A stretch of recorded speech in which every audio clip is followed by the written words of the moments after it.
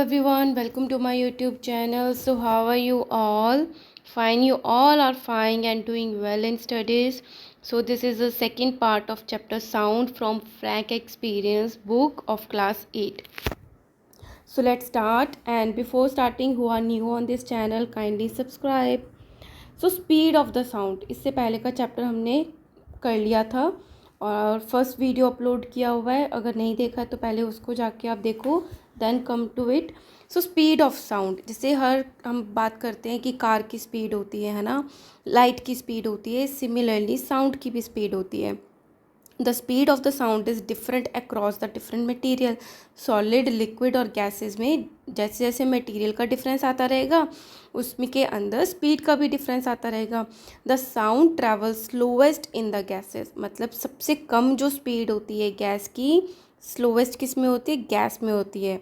Faster, मतलब gas से ज़्यादा फास्ट वो ट्रैवल करती है in liquids, and the fastest in the solids. तो दिस इज़ इम्पॉर्टेंट कि सॉलिड्स में सबसे ज़्यादा स्पीड से साउंड जो है वो ट्रैवल करती है. For example the speed of the sound in air. अब एग्जाम्पल से आप समझोगे कि एयर में साउंड की जो स्पीड होती है that is 343 metre per second. एक सेकेंड में इतने मीटर की ट्रैवल करती है. In water it is 1484 metre per second, की एक सेकेंड में 1484 मीटर को वो ट्रैवल कर लेती है. And in iron it is 5120 metre per second. तो आप ये बहुत इजीली कंपेयर कर सकते हो कि जैसे ही सॉलिड में आया स्पीड जो है 5 टाइम्स इंक्रीज हो गई.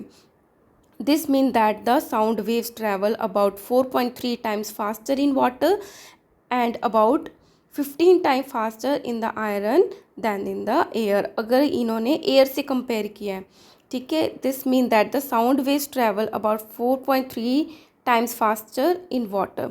अगर एयर से कंपेयर करें तो जो वाटर में इंक्रीज़ हो रहा है वो 4.3 टाइम्स इंक्रीज़ हो रहा है, और एयर से अगर सॉलिड में कंपेयर करें तो 15 टाइम्स इंक्रीज़ हो रहा है स्पीड. सो सबसे कम एयर, देन स्पीड इंक्रीज़ होती है, फास्टर होती है वाटर में, after that solids. Now reflection and the absorption of sound. अभी मैं आपको लाइट से बताती हूँ. जैसे कोई सरफेस है, हमारी रोड है, ये सन है, तो सन की जो लाइट पड़ती है, ठीक है, तो वो क्या करती है, यहाँ से टकराती है. तो अगर इस टकरा के वापस चली जाती है कुछ पार्ट, उसको बोलते हैं कि वो रिफ्लेक्टेड हो गई, ठीक है. लेकिन कुछ पार्ट जो है, जितनी ये लाइट आ रही थी, कुछ पार्ट ये अर्थ जो है वो एब्जॉर्ब कर लेती है, पूरा का पूरा रिफ्लेक्ट नहीं करती है 100%. सो इसी को बोलते हैं रिफ्लेक्शन, टकरा के वापस जाना, एंड एब्जॉर्प्शन. तो यही बात साउंड की हो रही है, उसका भी एब्जॉर्प्शन होता है, उसका भी रिफ्लेक्शन होता है. दीवारों से टकरा के साउंड भी बाहर आती है. So when sound waves strike a surface they are reflected just like the light waves. जैसे जैसे जैसे लाइट वेव्स रिफ्लेक्ट होती है, सिमिलरली साउंड वेव्स भी टकरा के किसी सरफेस से वो रिफ्लेक्ट होती हैं. और reflected sound wave causes an echo. अब आपको समझ आ गया होगा व्हाट इज़ एन इको. आप बात करते हो फ़ोन पे, कई बार आपकी आवाज़ वापस आ रही होती है, तो वही इको होती है ना. आप पहाड़ों पे जाते हो, कुछ बोलोगे तो वापस आपको सुनाई देगी. आपको अपना घर शिफ्ट करते हो, अभी रूम खाली है, ओनली वॉल्स ही हैं, तो आप कुछ बोलोगे तो आपको आपकी आवाज़ अगेन सुनाई देगी. सो इसी को ही इको कहते हैं. क्यों? क्योंकि जो आवाज़ है वो दीवारों से टकरा के वापस आपके कानों तक आ रही है. अगर सामान रखा होता है तो वो सामान जो है आपकी साउंड को एब्जॉर्ब कर लेता है, तो इको नहीं आती, ठीक है. सो in a hilly area we can clearly hear the echo of your our voice. Hilly area में हमें सुनाई देती है. अब ये इम्पॉर्टेंट है, to hear an echo clearly. सब जगह तो इको नहीं आती है, कभी कभी किसी किसी जगह पे क्यों आती है. सो इम्पॉर्टेंट बात है समझने की, to hear an echo clearly. अगर आपको इको जो है वो क्लियरली सुननी है, the original sound wave. Original मतलब जैसे आप बोल रहे हो तो आपकी वो साउंड वेव है, आप जहाँ सोर्स से निकल रही है जो साउंड वेव, वो ओरिजिनल साउंड वेव है. And the reflected sound wave after striking a surface should be separated by 1/10 of a second. मतलब जैसे ये दीवार है, ये आपका माउथ है, आपने बोला, तो यहाँ से जो साउंड वेव निकली और टकरा के जो साउंड वेव वापस आएगी, उन दोनों के बीच में 1 सेकेंड, जैसे 1 सेकेंड होता है, मान लिया ये 0 to 1 सेकेंड है, अगर हम इसके 10 पार्ट्स कर दें, ठीक है, तो 1/10 एक पार्ट जितना डिफरेंस इसमें होना चाहिए, ठीक है। टाइम का डिफरेंस बता रहे हैं कि टकराकर जब वो रिफ्लेक्ट होकर आती है तो उनका जो टाइम का डिफरेंस है वो 1 सेकेंड का 10th पार्ट होना चाहिए, तब आपको इको सुनाई देगी। अगर इससे कम होगा तो भी सुनाई नहीं देगी। और अगर बाई चांस जैसे 1 सेकेंड का मैं हाफ कर दूं तो वो क्या हो जाएगा 5/10, है ना, तो वो भी आपको सुनाई नहीं देगी इको। तो इतना डिफरेंस एटलीस्ट होना चाहिए। If the two waves reach our ears in less than 1/10 of a second we will not able to hear an echo. अगर उससे जल्दी टकरा कर वापस आ जाती है तो हम इको सुनाई नहीं देगी। This is because our ear can distinguish sounds only if they are separated by 1/10 of a seconds. क्योंकि हमारे जो कान हैं, हमारी जो हियरिंग कैपेबिलिटी है, वो डिस्टिंग्विश मतलब डिफरेंस कर पाना, वो समझ ही तब पाती है जब उनके बीच में दो आवाज़ के बीच में 1/10 किसका, अ सेकेंड, 1 सेकेंड का 1/10 का डिफरेंस होता है, ठीक है। वी नो दैट डिस्टेंस क्या होता है, आपको एक ही फॉर्मूला लर्न कर लेना है, speed is equal to distance upon time. तो ये सब जगह आएगा। तो यहाँ पे डिस्टेंस, ये जो है इसका फॉर्मूला कैसे बन गया, ये डिस्टेंस तो अपनी प्लेस पर है, स्पीड लेफ्ट में है, टाइम अगर ऊपर चला जाएगा, इधर डिवीजन में है, तो इधर आके क्या बन जाएगा, मल्टीप्लिकेशन में।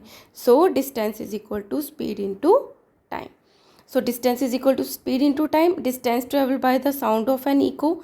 इको जो है अगर वो ट्रैवल करती है, ये स्पीड की बात है, अभी हमने ऊपर पढ़ा था एयर में जो स्पीड होती है वो 343 मीटर पर सेकेंड होती है, तो ये इसकी स्पीड हो गई। इनटू इको की बात हो रही है तो 1/10, ये तो मिनिमम है ही।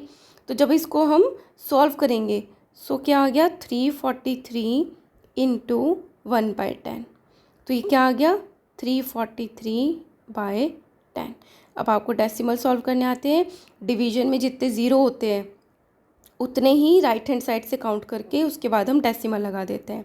तो नीचे क्या है 1 ही है, ज़ीरो, तो 343 लिख के 1 से पहले हम पॉइंट लगा देंगे, एक नंबर ही छोड़ेंगे, जितनी ज़ीरो है उतने नंबर छोड़ देंगे। तो 3 छोड़ दिया, यहाँ पे हमने डेसिमल लगा दिया।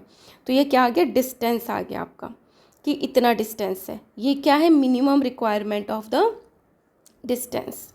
सो thus the total distance covered by a sound wave from the source to the reflecting surface and back should be at least 34.3 metre. तो इससे हमने क्या देखा कि अगर हमें इको सुननी है तो जैसे ये वॉल हो गई, मतलब वॉल क्या, कोई भी सरफेस है जहाँ से टकरा कर आ रही है, और ये आपका सोर्स हो गया जहाँ से आपकी वॉइस आ रही है, ठीक है। तो उन दोनों के बीच में एटलीस्ट 34.3 मीटर का डिस्टेंस होना चाहिए। और कैसा डिस्टेंस, सिर्फ इतना नहीं, टकरा के आके वापस आने का डिस्टेंस पूरा का पूरा काउंट करेंगे हम, एटलीस्ट इतना होना चाहिए। In order to hear a distinct echo, अच्छे से सुननी है, the minimum distance between the reflecting surface and the source of sound must be half of 34.3। तो ये इससे हमें क्या पता चलता है, अभी मैंने क्या बात करी, ये सोर्स है, ये आपका सरफेस है जहाँ से टकराएगी, ये टोटल तो कितना हो गया टकरा के वापस आएगी 34.3। तो जो इसके बीच में डिफरेंस आएगा वही तो मिनिमम रिक्वायरमेंट है इको सुनने के लिए, तो हम इसका हाफ कर देंगे, तो इसका हाफ आएगा 17.15 मीटर। एटलीस्ट इसके दोनों के सोर्स और सरफेस के बीच में 17.15 मीटर का डिफरेंस होना चाहिए, दूरी होनी चाहिए, डिस्टेंस होना चाहिए। Just as heat and light are absorb, जैसे हीट और लाइट जो है वो एब्जॉर्ब होती है, similarly sound waves can also be absorb, sound waves भी एब्जॉर्ब होती हैं। Soft surfaces such as the carpets, curtains, wood and clothes are good absorber of sound. जो भी थोड़ी थिक चीज़ें हैं वो साउंड को अच्छे से एब्जॉर्ब करती हैं। On the other hand hard surfaces of the walls, ये थिक नहीं है, मतलब ये अंदर से सॉफ्ट है लेकिन थोड़ी सी मोटी है ना, लेकिन ये जो हार्ड सरफेसेस हैं wall and metal are good reflectors of sound, ठीक है, जो बहुत ज़्यादा हार्ड है वो रिफ्लेक्ट करते हैं। How do we hear sound, अब बात आती है हमें आवाज़ सुनाई ही कैसे देती है, ठीक है। हम ये समझते हैं कि कानों से हमें सुनाई देता है, बट हाउ, क्या वे होता है। We have learn that the vibrating object produce sound that is carried in all the direction in a medium. अभी तक हमने इस चैप्टर में क्या पढ़ा कि कोई भी साउंड जो है वो तब प्रोड्यूस होती है जब कोई ऑब्जेक्ट में वाइब्रेशंस होते हैं, और वो वाइब्रेशंस जो है वो उसके आसपास का जो मीडियम है, भले वो सॉलिड है, लिक्विड है, गैस है, उसमें वो आगे बढ़ती है। We hear this sound with the help of our ear, और हमारे में वो सेंस ऑर्गन है उसको सुनने की, that is our ear. So part of the human ear. अब हम अगर अंदर से उसको जूम करके देखें हमारे ईयर को, तो कुछ पार्ट्स होते हैं। तो ये क्या है, हमारा जो बाहर दिखता है दैट इज़ अ पिना। अंदर एक कैनाल होती है जिसको बोलते हैं ऑडिटरी कैनाल, ऑडिटरी सुनने वाली कैनाल। अंदर ऐसे घुमावदार कैनाल्स होते हैं जिसको बोलते हैं सेमी सर्कुलर कैनाल्स। फिर वहाँ से ईयर से नर्व निकलती है, ऑडिटरी नर्व। और अंदर क्या होता है, एक इस तरीके से कोकलिया होता है, जैसे स्नेल दिखती है ऐसे ही कोकलिया होता है, ठीक है। सो अब इसको हम सेक्शनल व्यू है, अगर हमने इसको ऊपर से नीचे कट किया तो हमें ये ईयर जो है हमारा अंदर से इस तरीके का दिखेगा। Now parts of a human ear. The human ear has 3 important parts. तो आपको लर्न करना है important parts कितने होते हैं, 3. Only one of its part can be seen outside. सिर्फ इसका जो 3 important part है उसका 1 part ही हम बाहर से देख पाते हैं, the outer ear, जो हमें बाहर से दिखाई देता है. The rest of the ear remains deep inside the skull. skull खोपड़ी, उसके अंदर जो है वो रहता है, बाकी के जो 2 पार्ट्स होते हैं. आउटर ईयर को बोलते हैं एक्सटर्नल, जो बाहर की तरफ रहता है. The outer ear consist of a pinna, जो हमें कान पकड़ती है टीचर आपकी मम्मा, वो बोलते हैं pinna. And the auditory canal, अंदर जो आपको होल दिख रहा है ना, तो that is a auditory canal. The outer part of the year is shaped like a funnel. अब आप देखोगे अपनी ईयर को ऑब्जर्व करोगे ना, फनल शेप में है. फनल क्या होती है, इस तरीके से होती है, इसको हम कीप बोलते हैं. इसी तरीके से आपका ईयर होता है, तो इसका भी कोई रीज़न है कि वो फनल शेप है. When the sound enters the year, जैसे ही जो साउंड वेव सोर्स से आई, हमारे कान के पास आई, it travel down the auditory canal at the end of which thin membrane is stretched tightly. तो क्या होता है, जैसे फनल है, फनल में हमने कुछ सामान डाला, सीधा डायरेक्टली वहाँ तक पहुँच जाएगा नीचे तक. इसी तरीके से हमारा जो ईयर होता है इस तरीके से फनल शेप होता है. तो जो भी साउंड वेव आएगी वो सीधे के सीधे यहाँ पे एक मेम्ब्रेन होती है, वहाँ जाके टकराएगी, ठीक है. So the tight stretched membrane is called the eardrum, और उसी मेम्ब्रेन को, उसी झिल्ली को ईयर ड्रम कहते हैं. The ear drum of both the year vibrate on receiving the sound. जैसे ही हमें साउंड सुनाई देती है जाएगी तो दोनों ईयर्स में, तो दोनों ईयर्स में जाके वो साउंड जो है ईयर ड्रम पे टकराती है. फिर आता है मिडल ईयर. उसकी 3 very important very tiny interconnected ear bones होते हैं. इंटरकनेक्टेड मतलब जैसे ये एक बोन है, वो दूसरे से टच होती है, दूसरी तीसरे से टच होती है, ठीक है. तो इंटरकनेक्टेड बोन्स होती हैं. The innermost bone is connected to the inner ear. तो अब क्या हुआ, जैसे हमारा आउटर ईयर था, तो अभी हमने पढ़ा ऐसे कैनाल हो गया, यहाँ पे मेम्ब्रेन हो गई, फिर यहाँ पे 3 बोन्स हो गई जो इंटरकनेक्टेड है. अब ये जो इनर वाला बोन है, इनर मोस्ट सबसे अंदर वाली, वो कनेक्टेड होती है इनर ईयर से. अब इनर ईयर में क्या आता है, इंटरनल, जो कि अंदर की तरफ है. It has a coiled organ होता है of the hearing called the cochlea. So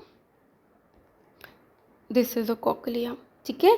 the 3 semi circular canal होती हैं, उससे पहले 3 सेमी सर्कुलर कैनाल होती है, और एक क्या होती है, ऑडिटरी नर्व होती है, वो जो कि हमारे ब्रेन में जाके हमें ये एनालाइज कराता है ब्रेन कि हमने क्या सुना है, ठीक है. चलो, a vibrating body causes air molecule to vibrate. अब क्या है, जैसे मैं बोल रही हूँ तो मेरी वॉइस वाइब्रेट हो रही है मेरे थ्रोट से, जिससे वॉइस बन रही है, और वो वॉइस जो है ट्रैवल करके जा रही है आपके ईयर तक, ठीक है. वो मॉलिक्यूल्स को वाइब्रेट कर रही है. These vibration reach our ear, वो जो वाइब्रेशन आपके कान तक पहुंची, and are collected by the pinna, और पिना ने फनल शेप है तो कलेक्ट कर ली, and then guided into the auditory canal, auditory canal में उसको एंटर करा दिया. These vibration strikes the eardrum, और जैसे ही ईयर ड्रम को टकराई वो वॉइस, दैट स्टार्ट वाइब्रेटिंग. तो जैसे मैंने बोला, जैसी वाइब्रेशंस निकल रही हैं सोर्स से, सिमिलरली वैसी वाइब्रेशन ईयर ड्रम में होंगी. Which in turn makes the interconnected bones vibrate, जिससे उससे जो 3 बोन्स जो कनेक्टेड थी मिडल ईयर में वो वाइब्रेट होना शुरू हो जाती हैं. These vibrations get transferred from the ear bones to the hearing organ that passes the vibration to the auditory canal. तो सेमी सर्कुलर कैनाल फिर आ जाएगा कोकलिया से ट्रांसफ़र होती हुई वो कहाँ तक चली जाएगी वो वाइब्रेशन ऑडिटरी नर्व तक, which ultimately take the signal to the brain. और वो जो नर्व है वो ब्रेन तक सिग्नल लेके जाएगी. This enable us to hear the sound, जिससे हमें अच्छे से साउंड जो है वो सुनाई देती है. ठीक है, तो this is about how we hear our sounds. So this is very interesting and comment box में ज़रूर बताना कि आपको समझ में आया या नहीं आया. नाउ हियरिंग इम्पेयरमेंट मतलब कुछ गड़बड़ हो गई. हियरिंग इम्पेयरमेंट, हमें अच्छे से सुनाई नहीं दे रहा किसी पर्सन को.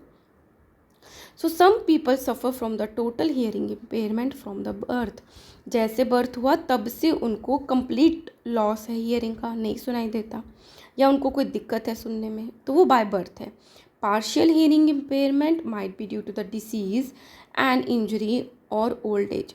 पार्शियल मतलब कम सुनाई देना हो सकता है, या किसी को कोई बीमारी हो गई कान की, या किसी को कोई चोट लग गई, या वो बूढ़े हो गए. एक एज के बाद नर्व्स जो होती हैं वो काम करना स्लो कर देती हैं.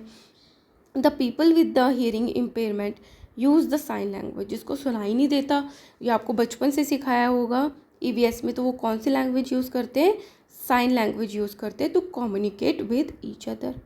Technological advances have helped in making superior quality hearing aids. अब टेक्नोलॉजी एडवांस होती जा रही है तो जो हियरिंग एड्स है वो भी डेवलप होते जा रहे हैं, एडवांस होते जा रहे हैं. So we should do our bit by helping such people live a normal life. लेकिन हम अपनी तरफ से क्या कर सकते हैं, हम उनकी कुछ हेल्प कर सकते हैं ताकि वो नॉर्मल लाइफ को जी सकें. ठीक है, so here is completed with the hearing impairment. Now amplitude, it's better अगर मैं इसको नेक्स्ट वीडियो में डालूँ क्योंकि ये इंटर रिलेटेड है. So I am stopping this video students. In next video I will start with the amplitude, and if you are liking, please like, share and subscribe. Thank you.